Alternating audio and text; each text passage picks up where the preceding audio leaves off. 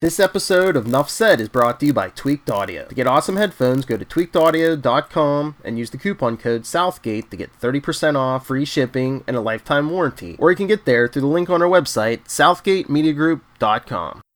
Recording has started. Hello, ladies and gentlemen. Welcome once again to Superconnectivity. I'm your host, Charlie, the Professor Ether.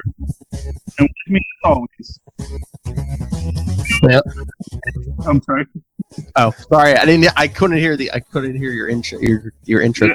Okay. Hey, who is it? Phil, me, and Perich. That's the guy. Okay, Philip. Welcome to the show. Tonight, in honor of the big famous film coming out, or is out, with is it Joaquin? Is it Joaquin? Joaquin Phoenix. Joker. Little brother of River Phoenix. For those who remember River Phoenix. Yeah, and movie out called The Joker. Yeah. Little indie art house romp. Which we'll be covering completely spoiler-filled review on Capes and Lunatics episode 125. Scroll down for the spoilers. Up here, we're going to try and keep it spoiler-free. Mostly because I haven't seen it yet. Though I did watch some spoiler reviews of it from some trusted media sources, and I'm intrigued. I'm intrigued by the concept. I mean, there is an argument to be made that stories of unreliable narrators have been done a lot. Mm-hmm. And I do think that is one of the aspects we're dealing with here with our good friends in Gotham. That things are never quite what they seem. But then at the same time, when you have a film with an unreliable narrator, they also could be what they seem. And that's, that I think is where the anger and frustration comes in. Mm-hmm. What this film encapsulates, I feel, is from what I understand, this is Joker's perspective on things. Meaning that, yes, he is justified in his actions from his perspective, but then again, you're only getting his perspective. He's seeing the world that he wants, and that does not necessarily mean it is the world that is. Yes, yes. I've seen it already. I'm trying not to spoil anything here, but yes, you definitely. You do see you see everything through the Joker's eyes, through his perspective. Yeah, and and I do wonder, because one of the things I've heard about this, which is this idea that they make the Joker a nice guy, where part of you feels, it's sort of like Thanos, sort of like Thanos in that first Infinity War, where he's got this cause, this noble, this noble oblige that he needs to do this thing. But as the story progresses, you see that that isn't really his motivation. That this idea of saving the universe, well, certainly, yes, he wants to take this action which may result in saving the universe. In truth, he just he wants to commit this act of heinous evil. And he has found a noble cause to commit this act of heinous evil. And when we look at the controversy about this film that's been out there, I wonder if that might be a part of it as well. Not so much because, when you say, other films are violent, why is this one being singled out? And I think the reason why is because, it's Thanos, Yeah, it's not. And even like before Thanos hit the movies, this is a more well-known quantity than Thanos. I mean, we've seen the Joker in how many iterations? Live action, animation, comic books. I mean, the Joker is more well-known than Thanos. Yeah, and he is iconic, although, like all of the Joker Harley memes that get torn apart, that it's not a good relationship, you know? Yeah. And this is the thing, is people know that Joker. And when you want to tell a story that is trying to tell the Joker's perspective, we know who he becomes. Yeah. You know, and there's a film called Max, which is about a young art student named Adolf Hitler, and this art dealer who's trying to work with him and, you know, trying to help him be a better person. It doesn't go well, as you might have heard. Spoilers for World War II. You know, Adolf makes choices that, in the end, no matter how sympathetic you might feel for him, no matter how put down you might recognize that all of his pain comes from a place, he's still Hitler. And we know who the Joker is. We know that not all of his victims are deserving. In fact, we know that most of his victims are really just random innocent bystanders. Yeah. You know? And that's the thing, is like, the collateral damage done that will be done by the Joker far outweighs any sympathy you might want to give him in this short term. You know, if we give Joker sympathy in the short term, what does that say about where he goes from here? You know? Yeah. Because, you know, there's a great episode of Sex and the City where, I can't remember if it's the blonde or the brunette, but this guy gets into a fight for her, and she's just so impressed by the chivalry that, you know, this guy, you know, tells this guy to back off. When he doesn't, you know, the guy tries to throw a punch at him, and this guy knocks out the other guy, and she's so impressed, and she's with him. But then, as the story progresses, she realizes this guy keeps getting into fights. This guy's actually kind of picking these fights just so he can punch a guy out, because it makes him feel big and strong. Mm-hmm. And that is the problem with any supervillain. No matter how you want to break it down, no matter how noble you want to make them, they're making a choice to be a supervillain. You know, I'm a big fan of Lex Luthor. I think there's lots of stories you can tell about Lex Luthor that make him sympathetic. But at the minute you recognize, but this is Lex Luthor, you've got to deal with the fact that who is he going to become? What is his overarching story? You know? That's right. Yeah. Well, you know. And, you know, and that's the thing, is like, I can see how some people will be in this film and they'll feel this anger.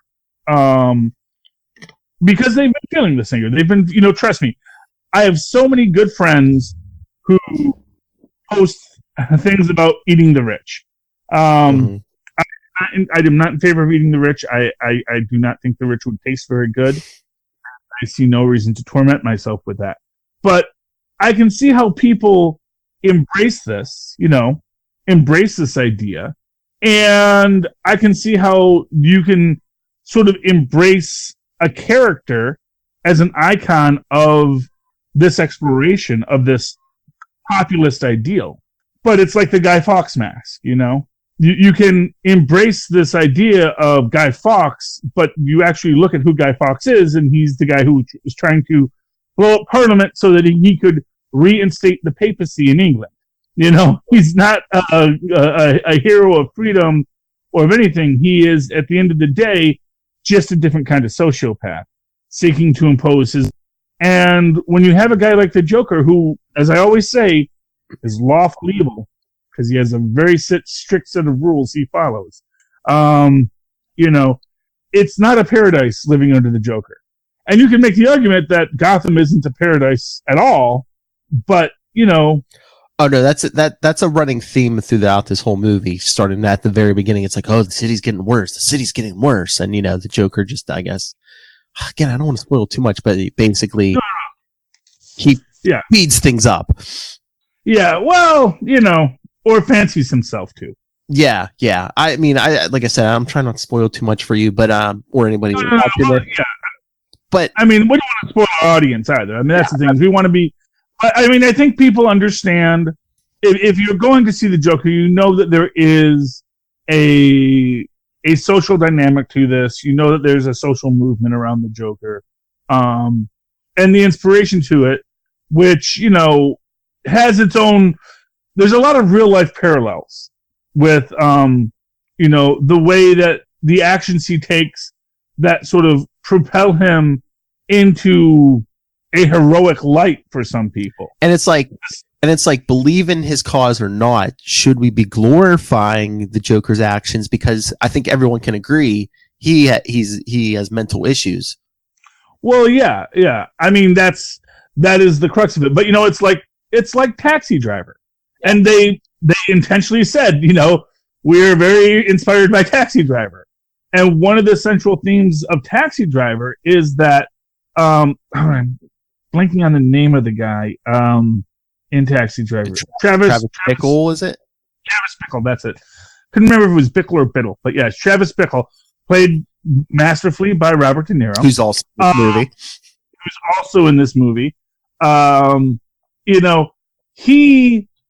There's an argument that says that the entire second half of that film never actually happens.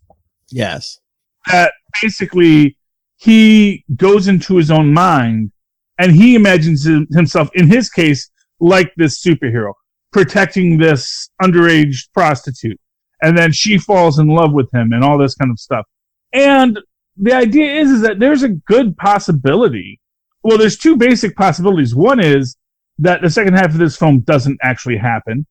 That what you see and what you observe is in the Joker's mind of what happens. Or the flip side to that, this is just another origin the Joker tells himself. As he says, there are, I've told this story so many times. I like different ones. I like my paths to be multiple choice. So this is choice A, and brilliantly produced, written, directed, and portrayed choice A from everything I've heard. I am fully expecting to enjoy this film. I think you will. My expectations were low. Like I said, I like this movie a lot better than I thought I was going to. And I think they said it's like its own separate thing, but I wouldn't mind Joaquin Phoenix's Joker versus like Rob Pattinson's Batman. I wouldn't mind seeing that. Yeah, I mean, I certainly. Well, I wonder how that's going to play out. I wonder if this is really popular, makes a lot of money, if they're going to be like, oh, hey, we said this was its own separate thing, but would you come into our larger universe? Yeah. Well, I don't see any reason why not. I think that, and for what it's worth, you can certainly argue that they've set up a certain age dynamic in this that, will work nicely with a baby-faced Batman. So, we get Kid Bruce Wayne in this. I mean, not for long, but we do. Yeah, I was trying to avoid that spoiler, but okay, yes, we do get a baby Wayne. Only like two scenes. I mean, it's only a few minutes, so he's not really intrinsic to the plot or anything. It's Yeah, but I guess, and this is where I get to this idea about the multiple choice ending. Isn't it a possibility that because the Joker is obsessing with the Waynes in this, and the richest family in Gotham, and is interacting with this child, even if only a couple times, that this is how he sees what happens, how he saw what occurred, that in his mind he had these interactions, even though we know, much like Travis Bickle, there's going to be points where we don't know if the interaction that he shows us happened actually happened. I can't wait for you. Crux of the narrator, I know. I can't wait to talk to you about all this on Sunday. But I think you're gonna love De Niro too. Oh, I know I'm gonna love it. I almost never don't like De Niro. He's actually. I mean, De Niro is basically Johnny Carson. Yeah. Well, yeah. I mean, king of comedy. It is very interesting. And like I said, I really enjoyed the spoilers I've gotten, and I'm looking forward to looking for Easter eggs.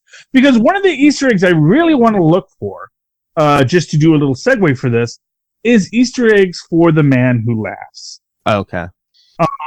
The Man Who Laughs is this film starring Conrad Veidt from, I want to say 1928.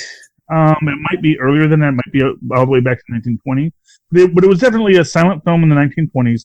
Although, actually, I think it must have been 1928 because they said that this was right at the transition of talking films. And there was a real debate as to whether or not they should make it a talkie. And the main reason they didn't is because the prosthetic that Conrad Veidt wears in it, he couldn't really talk very well in it. So yeah, 1928, November 4th, 1928. And first off, let me just preface this by saying this is a really great film. I really think everyone, and this is my opinion, I think everyone should go see this before you go see that film. It's on YouTube with Spanish subtitles and the big old cards that come up in English. Everyone should should watch that film before you watch the Joker. Because even though I don't know what's going to happen in the Joker, really, I get the feeling that there is going to be this information in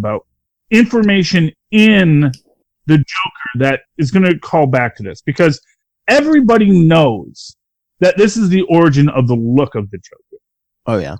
And what's fascinating about this is that it is such an aspect where there's a visual cue that an artist represented that is completely separate from what actually happens in the story. Most interestingly, this is The Man Who Laughs is not a horror film. It's got a grotesque beginning and there's some tragedy in the end, but for the most part, it's actually a romantic. It's a romance. It's actually kind of the story of, it's actually kind of the story of Ben Grimm. It's about a disfigured man who is in love with this blind girl, but he just feels he can't burden her with being with a man who's so horribly disfigured. Likewise, like the thing, the disfigurement actually brings him some modicum of wealth and fame because he is touring as a clown with Ursus the philosopher and their little dog Homo the wolf, by the way, which I thought was because he looks like a dog, but he's actually billed as Homo the wolf, which is funny because Homo means man. Yeah. And of course, wolf is a wolf, so it's a wolf man.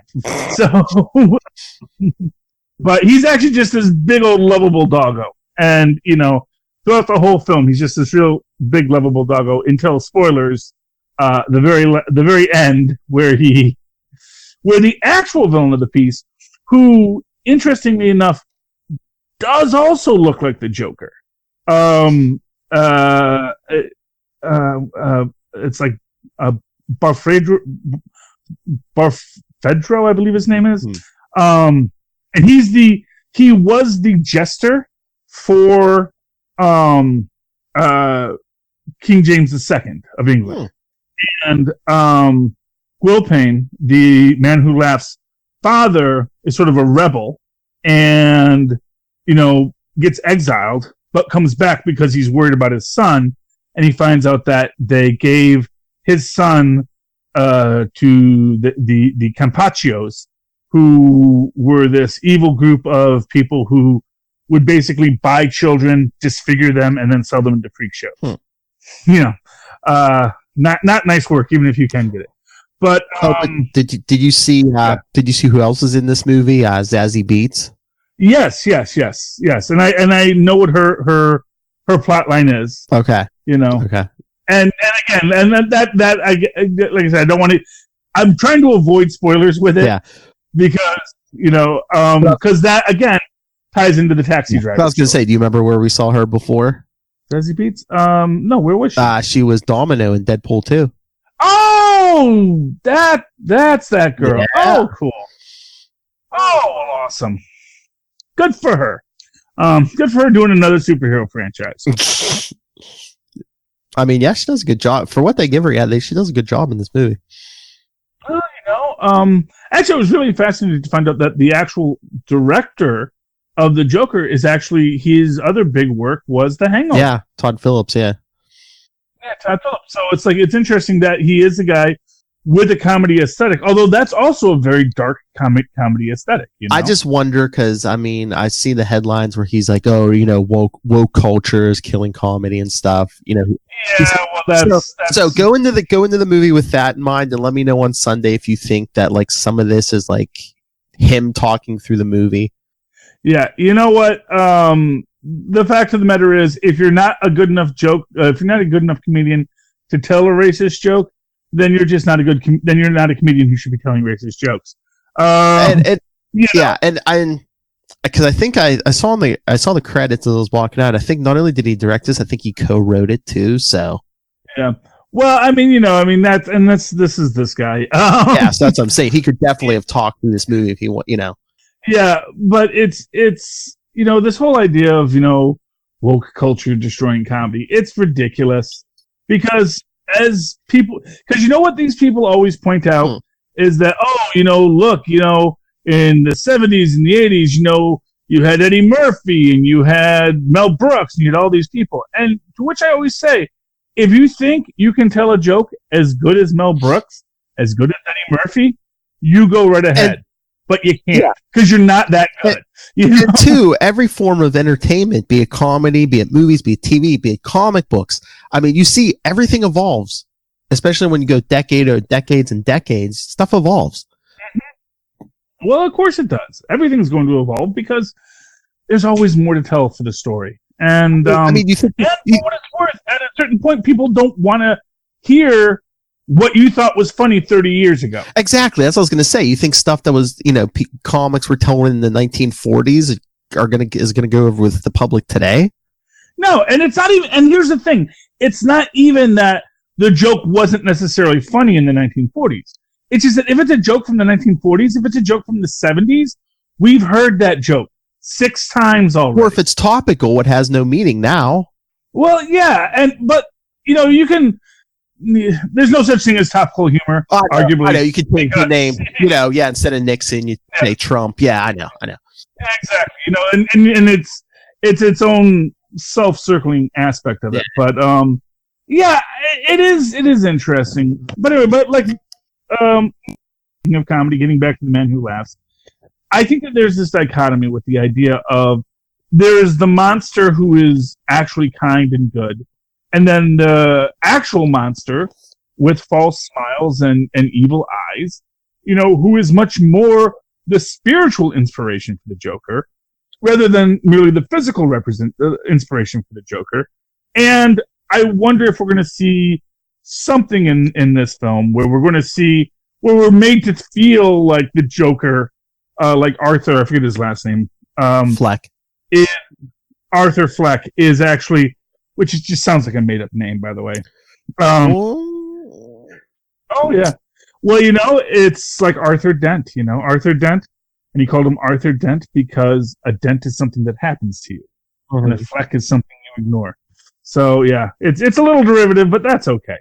But I think we're meant to feel the sympathy for this guy, much in the way that you felt sympathy for Will Payne in this. Although interestingly enough, and again, this is sort of the larger story that gets told in this is in The Man Who Laughs, is that it is this indictment of wealth culture and the 1%, and arguably just, the argument that, you do realize the guillotines are coming. Because this is a Victor Hugo novel, and he this is sort of like a prequel to a lot of his other stuff where it's like, just so you know, this is where this leads. But in the end, Will Payne gets away. Him, Dia, his girlfriend, Ursus, their sort of father figure, and little Homo the Wolf all get saved, and they sail away from England, where they've been told they have to leave because the Queen is not amused. But yeah, I do think that The Man Who Laughs is a really great film everyone should see, and even Tristan liked it. So there you go, endorsement from no less than Tristan himself. Nice. One other thing I did want to talk about was the Birds of Prey trailer. Okay. There's not a lot I want to talk about. It does seem interesting. Her getting her little hyena, which is nice. The one thing I thought was kind of weird, and maybe this is me just reading way too much into it, is Black Canary's outfit has a lot of yellow in it. And most notably, I felt like the belt kind of forms a yellow lantern. I don't know what to make of that, but I just said, wow, that's some on-the-nose art you're putting in there. It's just the costume, and like I think the one scene I saw, Canary's carrying a baseball bat, and I was like, she's like a martial artist. Like, she doesn't need like...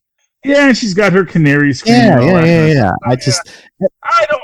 Again, it just seems weird that they're mixing Harley, because now they're going to do it in the comics too, but it's weird that they're mixing Harley Quinn with the Birds of Prey. I'd rather see like a separate Birds of Prey thing, or even like a solo Harley Quinn movie rather than mixing the two together, I think. Well, I think they wanted to give her, this is one of the things Grace Randolph said about it, is that Harley Quinn really, she is at her best when she's reacting to someone and someone else is reacting to her.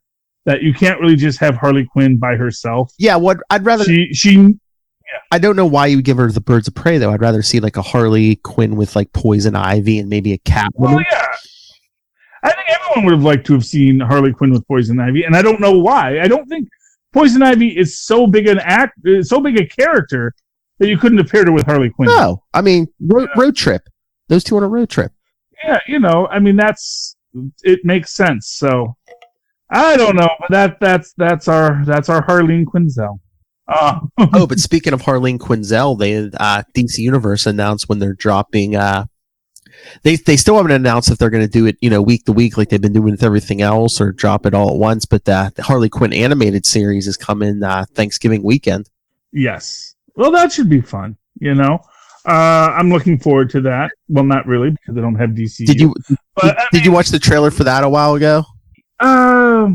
Yes, I did. Yes, I did. Not for the young kids, people. I mean, there is all kinds of language in there, and yeah, well, that's showbiz, friends. Is it just me, or does like a lot of DC, like, I don't know, like live action, and even again this animated series, it seems like they're going much more adult, and again they're adding more stuff to their Black Label.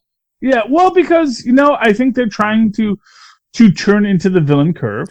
I think they really feel, and people have said this, that DC's villains are better than their heroes. And I don't know if that's true, because I think the villains only work because of the heroes.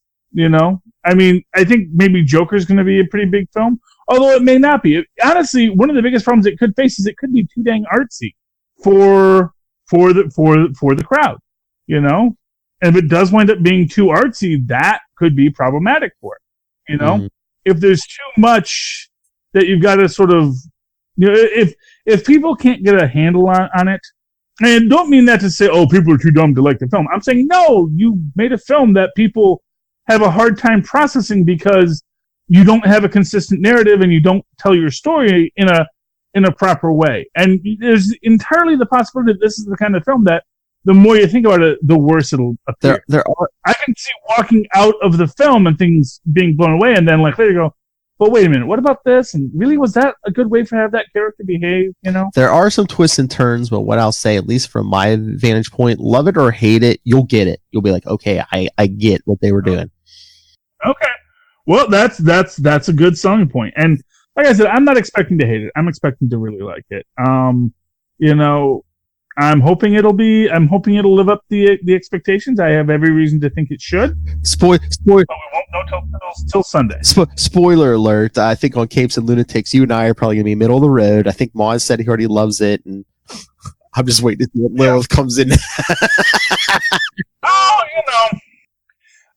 Lilith has not been getting excited by things lately. But you know what I'm excited about, Philip? Comic books. Yeah. Okay. So I got to start off with the book that makes me maddest, and I know what book made you maddest this week, and we'll get to that in a minute. Immortal Hulk. Oh, number 24. Yes, or as I like to call it, the blasphemy. The blasphemy. And they do, it opens nicely with this great parallel about the age of heroes, with, the Fantastic Four and then, the creation of the Hulk, and, the wrapping up the Fortran story, and Hulk basically taking over Shadow Base. And then, eons from now, at the end of all things, we get a little replay of the Galen Galactus thing, except now it's the essence of the universe that approached Galen, which we see at the beginning of the book. Believes it's coming to Banner, but actually it's Mr. Immortal. And we see that Banner is all emaciated and green and a monster kind of character. And he makes the statement, yeah, I even killed Franklin Richards, the supposed, the chosen one. I murdered him centuries ago, which I don't know, man.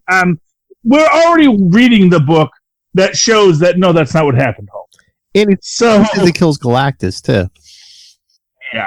That's like, it seems like it seems like, you know what it seems like? Hulk Revelations.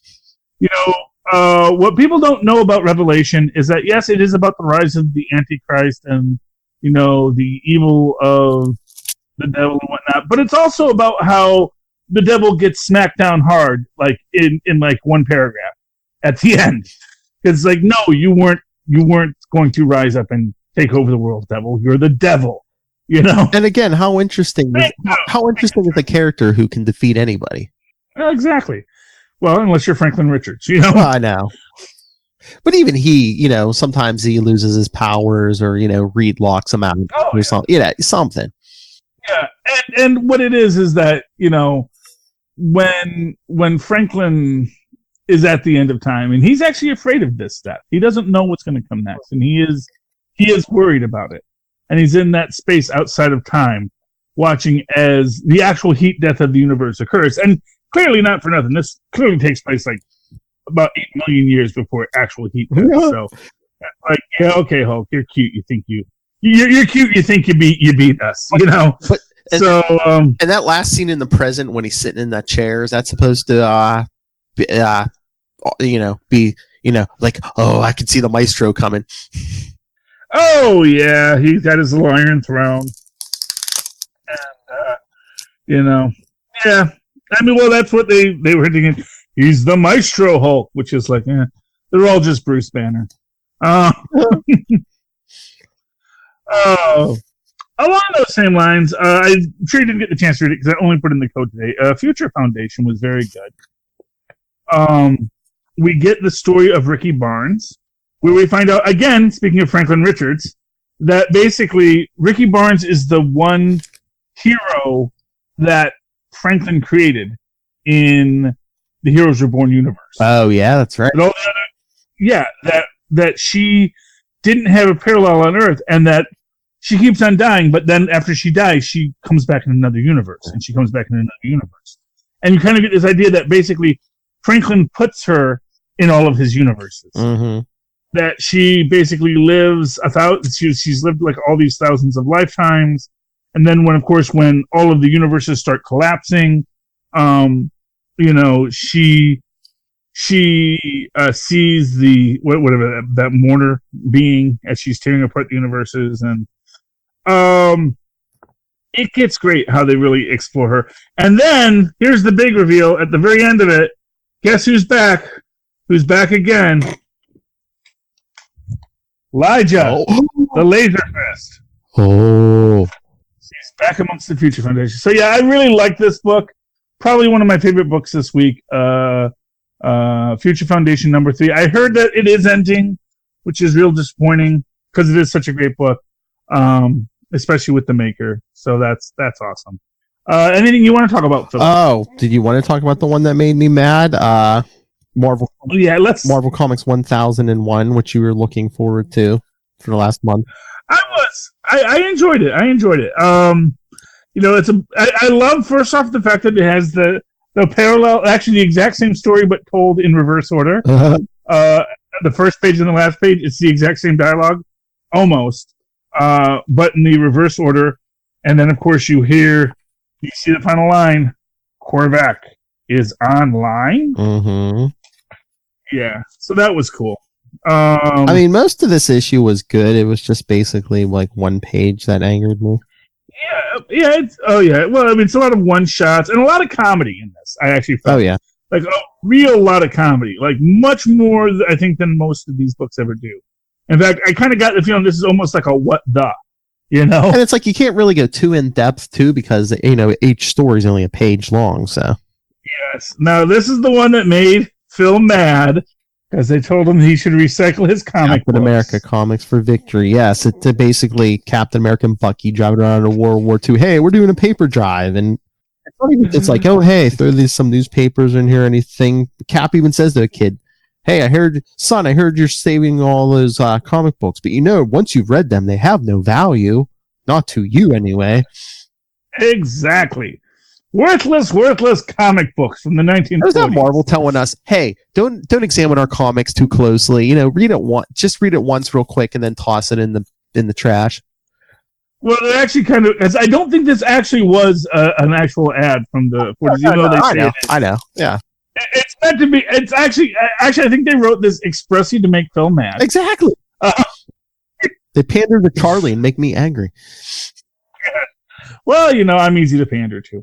They're pandered. Yeah, I get what you say. I spent $4.99 for this book. I'm not going to just recycle it. Yeah, read it once and throw it away. I mean, it'd be one thing if they were like, "Oh yeah, read it," and then like give it to a friend. Okay, I could buy that. But they're just like, "Oh yeah, books are $4 or $5 these days. Yeah, just read it once, real quick, toss it in the trash or recycle it." Yeah. What they want you to do is they want you to get rid of it so that you have to buy the trade. Yeah, they want you to buy it twice. Yeah. Yeah, exactly. I wonder if they're. But I wonder if they when they do a trade, if they're going to package Marvel Comics 1000 and 1001 together. Well, of course they will. It'll be called Marvel 2001 or something like that. 1001 Marvel Tales. Ooh. Something they'll do. But yeah, I mean it's cute. It's delightful. Yes, it was clearly meant to be. It was clearly a you can tell that they're trying to troll you because they make the point, comics are worthless. Why would you save them? No. Just recycle it. Because you're supposed to understand the irony of all the statements. But at the same time, that's also why comics became valuable. Because kids were although they were just not taking care of them, they also, would say, well, I've already read that book. Why do I need it? I knew back then in the 40s, they're like, these things aren't going to be worth anything ever. Yeah. Although you see the kids say, I'm going to have the largest comic book collection in the world. Yeah.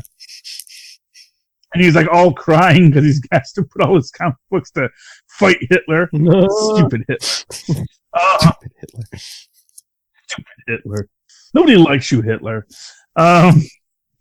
Yeah. So yeah, but aside from that, yeah, it was a very funny book. A lot of humor. I kind of got the feeling that like Marvel 1000, everyone was trying to be like kind of really. This has got to have meaning and wit. And they said, let's do one more. And this is great. And they all just sort of just had fun with it. And I think sometimes that's some of the best stories is when you just have fun with it. Oh, yeah. So, I liked that. And half of Marvel's history was good, as Deadpool said. Half. Oh, so did you say you were reading Daredevil? Yeah. I read Daredevil and I read, what was the other one? The other one you recommended, Contagion. Contagion, yeah, because it was a big Ben Grimm story, yeah. Yeah, not excessively impressed by Contagion. Yeah. I mean, it's basically what I expected. It's like, it's Marvel Zombies, but with the mushroom people. I'm just like, would Reed Richards really be that stupid? No, I mean, honestly, it's a reach, and we see that obviously when you get infected, then your powers are in other people now too, because you see the mushroom guy using the stretching powers and the flames on, and then the force shield. He even seems to like throw the thing with superhuman strength. Although we don't see any infection on the thing, so. I think they were just looking for something to do because it's October, Halloween's coming, DC's doing their Deceased miniseries. Yeah. But is this even? I mean, how long is this going to last? Is this like 4 issues? I think it's like 4 or 5 issues. Yeah, it's not like like I said. I think it's just Are they doing it weekly or? Yeah, I think it's weekly. Yeah. Yeah, I think it's just for this month. Okay. Yeah. Yeah, I mean, there's not. I mean, yeah, I mean, Ben Grimm. It's always attractive to see Ben Grimm, but just because you put Ben Grimm on a book doesn't mean I'm going to buy it. Yeah, no, because I think each issue focuses. Like, 'cause I think next issue's Iron Fist. I think Moon Knight shows up at a certain point. Maybe Jessica Jones in the cage. Yeah. And I'm sure they find the cure by the end of it. So there's that. Yeah. Fantastic Four number 15, Point of Origin came out. Oh, yeah. Where we got to see the what do they call it? The Unparalleleds, the 8 superhumans on this other world, and the prophecy of the coming of the Four, and yada yada yada. What's the connection to their origin going to be? Is that where the cosmic rays came from, or? I don't know. They already established the idea that the cosmic rays were a message that was supposed to happen. I mean, I don't know. I don't know where they're going with this. Honestly, it's a bit of a hard rewrite of Fantastic Four myth. In fact, the rocket ship actually did have a name before they decided to call it the Marvel One. I forget what they called it, but it actually had a name for like 20 years. Franklin. He never puts the planet back where he finds it. And then Old Man Quill. Old Man Quill was a lot of fun. Yeah. We're lost in time now.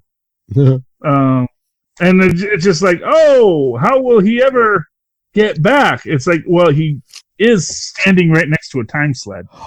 So. Oh, you know what I was thinking? Uh-huh. Because now the time travel's in the mix. What if that's Quill in Doom's armor? Ooh. Well, that would be interesting. What if it's that? Would be interesting. What if he can't get back and he uses the armor to preserve himself or something? That would be an interesting turn of events, to be sure. Hey, so did you? What about Daredevil? Skip that. Oh, Daredevil. Yeah, Daredevil was okay. Wearing white. Wearing white. Yeah, he's wearing white. I just got to get him in blue, and then. My theory will come about, but he's not taking any pills now, so I don't know if they're going to be doing anything with that. Like I said, I don't think they ever really. Maybe that was just sort of a misdirect. I don't know. I just wonder if unreliable. Yeah, I just wonder if they're just using this storyline to clean up the character. It's like, oh, he's not going to be so violent. He's not going to be so grim and gritty. At least for a while, they always do that. They've done it before. They did it in the '90s. That I know they do that with Batman every 6 weeks too. I know. Yeah. Yeah, they do it with Batman, and all of a sudden they go, "Oh no, maybe actually Batman can be kind of fun and hip again." Yeah, next writer comes in. Yeah, next writer. But yeah, I mean, it was cool. It's him punching a bunch of crooked cops, and then Foggy gets into hot water, and they can't quite get out. But then Elektra comes and saves the day, and she has got huge hair in this, by the way. Oh, I know. I don't know. I have not seen her with that kind of hair in a long time, because even like in Savage Avengers, she's got the very straight hair. Yeah, that's like the '90s hair. It's an interesting, which maybe she's not even there, Philip. Oh, maybe. Maybe it's just more a hallucination, and she is wearing red. His idealized version of her. Yeah. Yeah, it's her from the '90s. It's how he remembers her. So yeah, I mean, there's a lot to go on there. Speaking of unreliable narrators, just to bring it all back into that circle. Yeah. What did you think of the Kingpin stuff? Kingpin was good. Mm-hmm. I don't know how he's going to clean up this mess, but I know he will, because he's the Kingpin. And, it's like, yeah, he just slipped in that bathtub. Isn't that tragic? He slipped in that bathtub and broke his neck in 3 places. He slipped in that bathtub 5 times. He smashed his head off the wall 20 times accidentally. Yeah, he's a klutz. What can you say? Yeah, and like all the rich guys sort of poking the bear. I don't know. It's like, are you sure this is how you want to play this game, guys? But yeah, that's the story. That's the story that we got. So yeah, I mean, it was interesting. It was good. It just, like I said, I thought the Kingpin story was better than the Daredevil story, is what I'll say. Yeah. Oh, I'm sure you probably didn't read Ghost Rider #1. No, I did not. Oh, there's we get Johnny Blaze, the King of Hell. Demons are trying to escape hell, so Blaze has to come to Earth to try to track him down. And he's talking to Danny Ketch, and he's like, "Oh, you got to help me." And Danny's like, "I don't want to help." Danny's running a bar now, but now I guess he seems like he's drinking more. I don't guess Danny Ketch is developing a drinking problem. Yeah. And then I think one of the demons is telling Danny Ketch, he's like, "Oh yeah, you're Johnny Blaze has gone mad with power. He's insane." So, but then, wackiness it will ensue. But then you see Mephisto in Las Vegas, still in prison supposedly, and he's just like seems all happy, and he's talking to Wong, who's like guarding him. He's like, "Can't you feel it? There's change in the air, man. It's electrifying." For a guy who's trapped in hell, for a guy who's trapped in Las Vegas, he is getting around though. I know, that's what I'm saying. He's in Superior Spider-Man. He's in the Champion. That's what I'm saying. I wonder if maybe they just think he's in prison, but he's found the loophole where he can come and go as he pleases. Maybe. Yeah, or something or other. I don't know. Or maybe it's a different Mephisto. Alternate. Yeah. Remember, he made the point to Superior Spider-Man. It's like, well, that Mephisto's from his own universe. Yeah. Or no, that guy's from my duplicate in the other universe might not like me messing with him, which is actually an interesting point to make because he doesn't say that he's actually the Mephisto of this universe. Yes. And if one Mephisto is trapped, maybe another Mephisto wanders on over. Yeah. All these Mephistos, they're awful friendly with one another. So there we go. Fan theory. Okay. Savage Avengers was neat. Very Conan-y. By Crom. Yeah, Punisher. This is no weapon for a warrior. Yeah, well, because it runs out of bullets, That's what's good about a sword, is a sword never runs out of bullets, I just wonder if Conan's like, this takes no warrior skill to use. All you have to do is point. Well, no, I mean, sure. Like I said, he's seen repeating crossbows before, but this is pretty impressive. He didn't deny that it was impressive. But, that after you shoot all the bullets, then you still have to hit the thing with it, and then you break it. And, if it was a family weapon, he felt bad about that. He's like, "Oh, sorry I broke your gun, dude." What are you going to do? Okay. Anything else you want to talk about this week, Philip? Well, two quick things. I know you gave up on this. House of X number 6. The mutant council basically gathers and makes the first laws for mutant kind.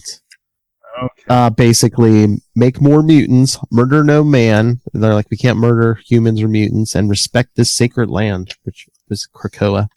Yeah. But they're like, then what are we going to do with Sabretooth? He's like a mass murderer, but we're not supposed to kill. So basically Xavier sentences him to the core of Krakoa. So basically, they're like, "You'll be aware. We won't kill you. You'll be aware, but you're not going to be able to move or anything." So that sounds worse than that. Exactly. But they're like, "Oh, but we said we'd also kill." Like a really cruel punishment, I mean, like something, give him like a rat maze or something to run around in, I know. At least Reed and Tony and Doctor Strange had the common decency to try and send Hulk to another planet. That was like, well, you can be free. It'll just be on another planet where there's no buildings, So they're basically putting him in solitary, and I think they even said, you're not going to die. You're never going to die. So yeah, you wish you did, but they're like, maybe one day we might need you a long time from now. But nah, it doesn't look like it right now. Yeah, that's just an interesting take. I know. So. Okay, well, of course, Professor X is evil, and the mutants are evil. So what was the other book? You said you had 2 books? Yeah, I mean, I won't go too much into it, but I just wanted to, it seems like we're always bashing Bendis. I want to recommend the Bendis book this week. Legion of Superheroes, Millennium number 2. I thoroughly enjoyed it. Great. And it leads into the new Legion of Superheroes book, yes. Bendis. Yes, so it's not all Bendis bashing. I did enjoy this book. Well, there you go. See? I think when they put, like I said, I don't think you put him on the right project, he works magic, but you're just not a fan of his Superman take. We get it. Yeah, no. Yeah. No one can make a Superman for all people. That's the truth of it. Yeah. Okay, so Philip, let's get out of here because I got a lot of work to do still. Oh yeah. Gotta clean all night. And then and then go see Joker in the morning.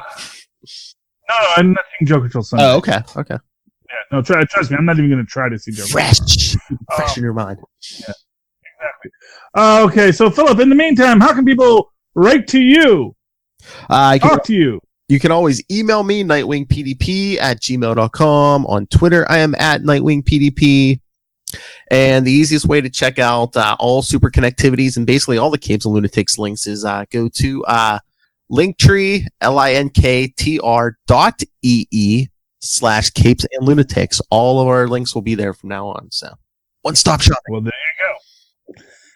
And could they call us if they wanted to still? Oh, yes. Oh, yeah. Voicemail 614-382-2737. That's 614-38-Capes. And, of course, if you'd like to write to me in that old-fashioned email way there are Moz and Pos once did, you can do so at superconnectivityblog@gmail.com. That's superconnectivityblog, all one word, @gmail.com. And, of course, follow me on the Twitters as I live tweet Agents of S.H.I.E.L.D., Cloak and Dagger, and any other show I darn well please. At Charlie Esser. That's CharlieEsser. Look for the 2 E's in the middle. For quality. Bing! There you go. All right, ladies and gentlemen, you have enjoyed, I hope, a wide-ranging discussion about DC properties and Marvel properties. I hope you connected with us happily, and please happily super connect with us again next week. Good night. Good night. And there we go. There you go, that's all I got to say. I'm looking forward to the Joker, though. It'll be fun. Oh, yeah. Joker. Everyone loves the Joker. I'm a Joker. Capes and Lunatics 125, the big review. Lil's going to be fighting some nerves. Indubitably.